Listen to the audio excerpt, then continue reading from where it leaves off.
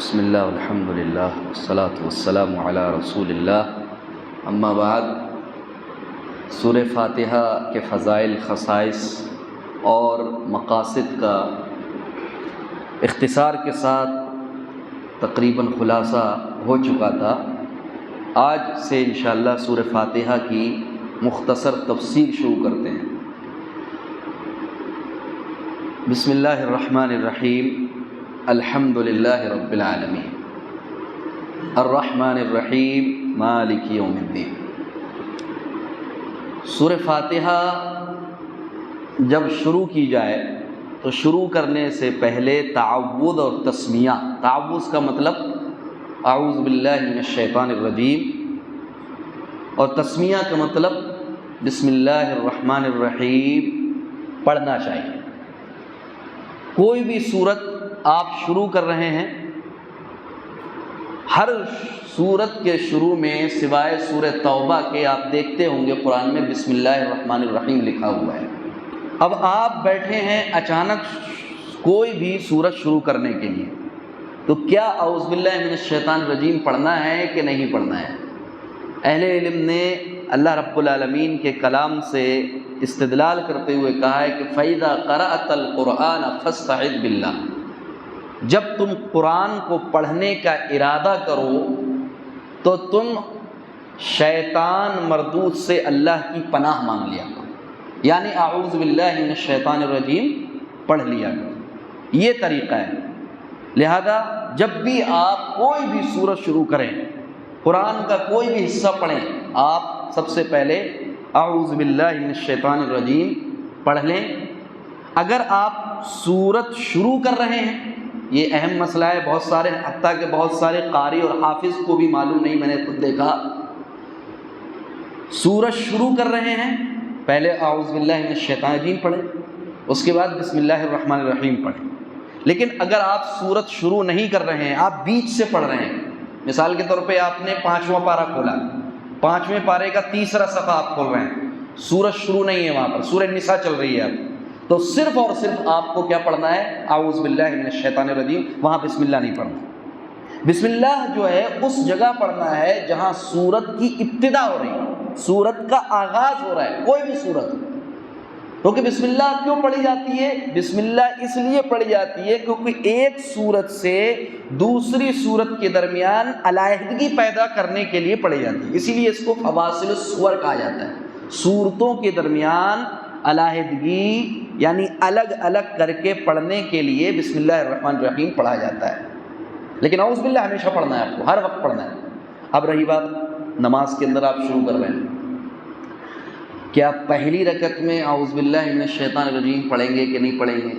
اس لیے اہل علم نے کہا کہ پہلی رکعت میں اعوذ باللہ من الشیطان الرجیم آپ کو پڑھنا ہے، صرف پہلی رکعت میں۔ دوسری رکعت میں، کیونکہ دوسری رکعت میں نئے سرے سے آپ سورہ فاتحہ کا آغاز کر رہے ہیں کہ نہیں کر رہے ہیں، تو اہل علم کہتے ہیں دوسری رکعت، جیسے ابھی ہم نے فجر کی نماز پڑھی، فجر کی نماز میں 2 رکعتیں، تو پہلی رکعت میں آپ اعوذ باللہ من الشیطان الرجیم، بسم اللہ الرحمن الرحیم، الحمد للہ رب العالمین اس طرح پڑھیں۔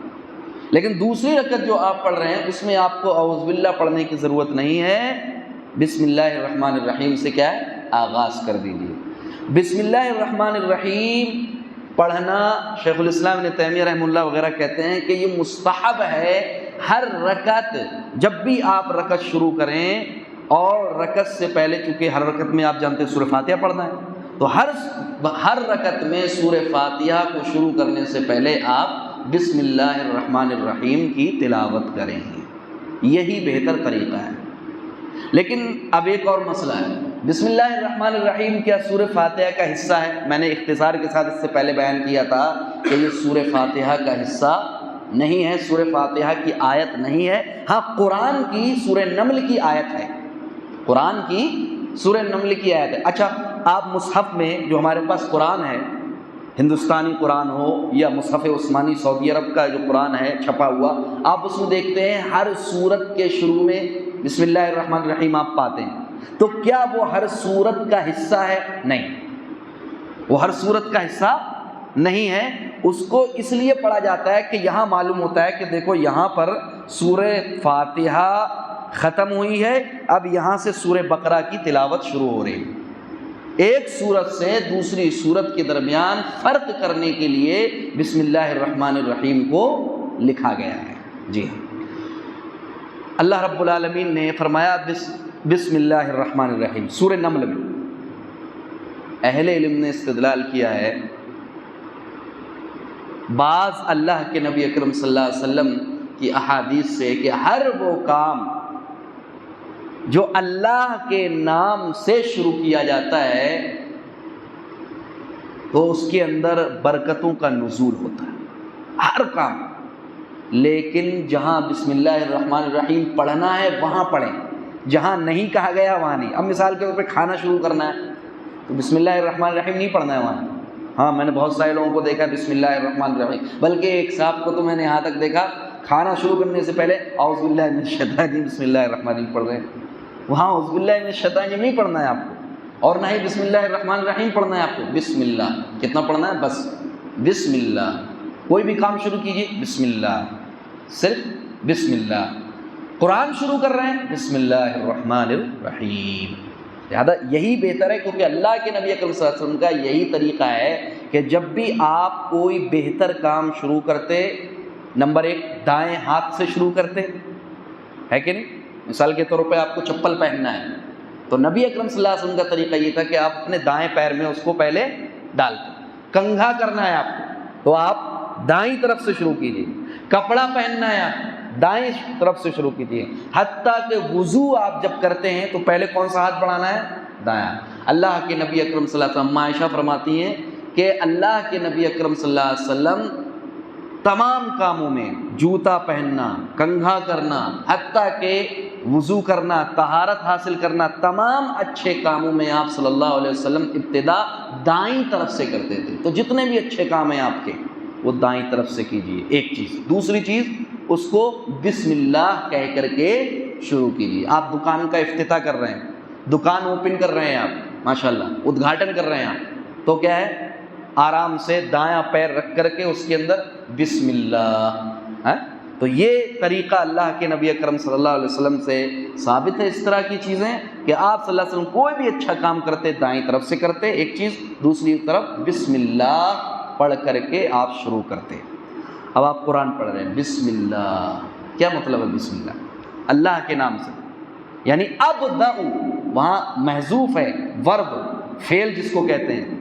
ابدأ میں شروع کرتا ہوں، یا اقرأ میں پڑھتا ہوں، بسم اللہ اللہ کے نام سے، الرحمن الرحیم۔ چھوٹی سی آیت ہے بسم اللہ الرحمن، لیکن اللہ کے 3 بڑے ناموں کا تذکرہ ہے۔ نمبر 1 اللہ، جو سب سے بڑا اللہ کا نام ہے، اس میں جلالہ کہا جاتا ہے، سب سے عظیم نام اللہ کا اللہ ہے۔ تمام ناموں میں اہل علم کا اتفاق ہے اس بات پر کہ اللہ کے ناموں میں سب سے عظیم نام اللہ ہے، لفظ اللہ۔ یہ بسم اللہ الرحمن معمولی نہیں ہے، 3 اللہ کے خاص بڑے ناموں کا تذکرہ کیا گیا ہے، اسی لیے اس کے اندر برکتوں کا نزول ہونا طے ہے انشاءاللہ۔ دوسرا نام ہے اللہ کا الرحمن الرحیم، الرحمن الرحیم۔ تو یہ بڑے نام ہیں اللہ کے، کہ میں شروع کرتا ہوں اس اللہ کے نام سے جو نہایت مہربان اور رحم کرنے والا ہے۔ اور کیا چاہیے؟ اللہ کے نام سے شروع کر رہے ہیں، شیطان کے نام سے شروع نہیں کر رہے ہیں۔ اس کا مطلب جب بھی آپ اللہ کا نام لیں گے شیطان وہاں سے کنارہ کر جائے گا۔ اب شیطان کا اس کام میں دخل ہے ہی، کیونکہ آپ نے اللہ کا نام لیا۔ رحمان کا جہاں نام آ گیا وہاں شیطان آ سکتا ہے؟ نہیں آ سکتا، کبھی نہیں آ سکتا۔ تو لہذا جب آپ قرآن کی تلاوت کریں تو سب سے پہلے اعوذ باللہ من الشیطان الرجیم پڑھیے، اس کے بعد بسم اللہ الرحمن الرحیم پڑھیے، اور پھر پڑھیے الحمدللہ رب العالمین۔ تمام قسم کی تعریفات، تمام قسم کی حمد، تمام قسم کی ثنا کس کے لیے؟ اللہ رب العالمین کے لیے۔ الحمد، حمد کا عربی میں معنی ہوتا ہے تعریف۔ کیسی تعریف؟ عام تعریف نہیں، ایسی تعریف جو محبت اور تعظیم کے ساتھ ہو، ایسی تعریف کہ جس میں محبت ہو اور تعظیم ہو، یعنی بڑائی بیان کرنا ہو۔ یہ صرف حمد کے ساتھ خاص ہے، یہ جو صرف اور صرف اللہ رب العالمین کے لیے خاص ہے۔ لہذا محبت ہو سکتی ہے تعریف میں بندوں کے لیے، ٹھیک ہے، آپ محبت کے ساتھ کسی کی تعریف کیجیے، ماشاءاللہ بڑا پیارا اچھا کھانا تھا آپ کا، بہت اچھا کھانا آپ نے پیش کیا، اللہ جزائے خیر دے آپ کو، محبت کے ساتھ آپ پیش کیجیے، اللہ جزائے خیر دے آپ نے میرے ساتھ اچھا تعاون فرمایا، اچھا کام کیا آپ نے ماشاءاللہ میرے ساتھ، ٹھیک ہے، محبت کے ساتھ، لیکن اس میں تعظیم جائز نہیں ہے بندوں کے لیے۔ لیکن اللہ رب العالمین کے لیے نمبر ایک محبت بھی ہونا چاہیے، اور محبت کا تعلق زبان سے ہے کہ دل سے ہے؟ دل سے ہے نا۔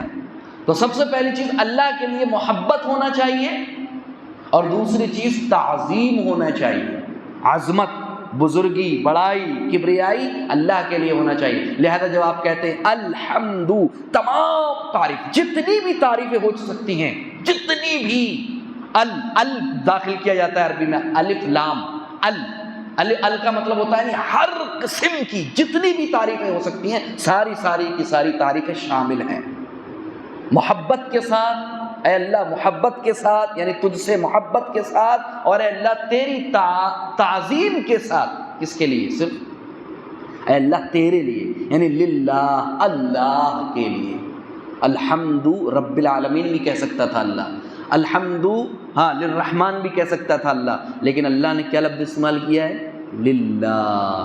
پتہ چلا کہ تمام قسم کی تعریفات، حمد، کبریائی، بزرگی، بڑائی صرف اور صرف اللہ کے لیے خاص ہیں، کیونکہ اللہ کا جو نام ہے لفظ اللہ، وہ کسی انسان کے لیے رکھنا حرام ہے، جائز نہیں۔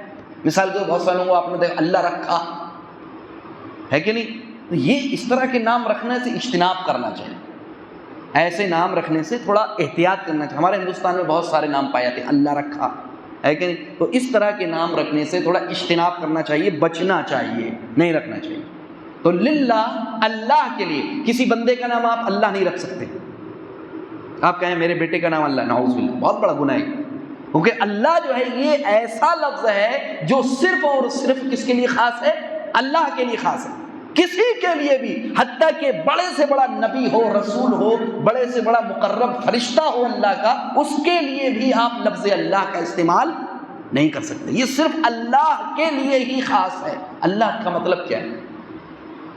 اللہ یہ الہ سے عربی میں مشتق ہے، نکلا ہے، الہ، لفظ الہ کہتے نہیں الہی، آپ دو کہ الہی میری فریاد سن لے، تو الہ سے نکلا ہوا ہے اللہ، الہ، اور الہ کا مطلب ہوتا ہے عربی میں المألوہ، المعبود، جو جس کی عبادت کی جائے، جس کی عبادت، اور آپ جانتے ہیں عبادت صرف کس کے لیے کی جائے گی؟ اللہ کے لیے، لہذا اللہ کے علاوہ کسی دوسرے کی آپ عبادت نہیں کر سکتے، اسی لیے لفظ اللہ کا اختصاص یہ اللہ کے لیے ہے، اس کے لیے خاص ہے، آپ کسی بندے کا نام نہیں رکھتے۔ اسی لیے کہا گیا تمام تعریفات اللہ ہی کے لیے ہیں جو حقیقی معبود ہیں، جو معبود تو بہت معبود نہیں ہے، کتنے معبود ہیں دنیا میں؟ بہت معبود ہیں۔ آپ جس ہندوستان میں رہتے ہیں اور جن کے ساتھ رہتے ہیں، آپ جانتے ہیں کتنے معبود ہیں ان کے؟ 33 کروڑ معبود ہیں ان کے، 33 کروڑ۔ آپ اندر لگے رہے دن کے اندر بھی اپنے معبودوں کی وہ پوجا کرنا چاہیں، اتنی تعداد ہے ان کی، تو معبود بہت ہے، لیکن کیا کہا گیا؟ للہ، کون سا معبود؟ حقیقی معبود، جو واقعی حقیقی معبود ہے، جو معبود برحق ہے، وہ صرف کون ہے؟ اللہ۔ باقی یہ سب کے معبود کون ہے؟ معبود کا مطلب کیا ہوتا ہے؟ جس کی عبادت کی جائے، معبود کا مطلب جس کی عبادت، ان کی بھی عبادت کی جاتی ہے، لیکن وہ سارے کے سارے معبود کیسے ہیں؟ باطل ہیں، ان کی کوئی اصلیت نہیں، ان کی کوئی حقیقت نہیں، گھڑے ہوئے معبود ہیں۔ لیکن اللہ رب العالمین جو معبود ہے وہ کیسا معبود ہے؟ حقیقی معبود ہے، برحق معبود ہے، اس کی معبودیت پر دلائل ہیں، نشانیاں ہیں، آسمان، زمین، سورج، چاند، ستارے، پہاڑ، درخت، سمندر، سمندروں کی موجیں، سمندروں کی گہرائی، پہاڑوں کی اونچائی، آسمانوں کے اوپر ٹمٹماتے ہوئے رات کے اندھیرے میں ستارے، سورج کا نکلنا، سورج کا اپنی کرنوں کو دن کے اندر بکھیرنا، چاند کی ٹھنڈی ٹھنڈی روشنی، خوبصورت روشنی، یہ سب کس چیز کی طرف اشارہ ہے؟ بارش کا روکنا، بارش کا نازل کرنا، ہوا کو روک لینا، کس کا کام؟ تو حقیقی معبود ہی کے لیے تعریف ہے. کیوں؟ کیونکہ وہی ہے جو ہواؤں کو چلاتا ہے، کبھی ہواؤں کو عذاب بنا دیتا ہے اور کبھی ہواؤں کو رحمت بنا دیتا ہے. وہی ہے جو کبھی بارش کو رحمت بنا دیتا ہے اور کبھی بارش کو عذاب بنا دیتا ہے.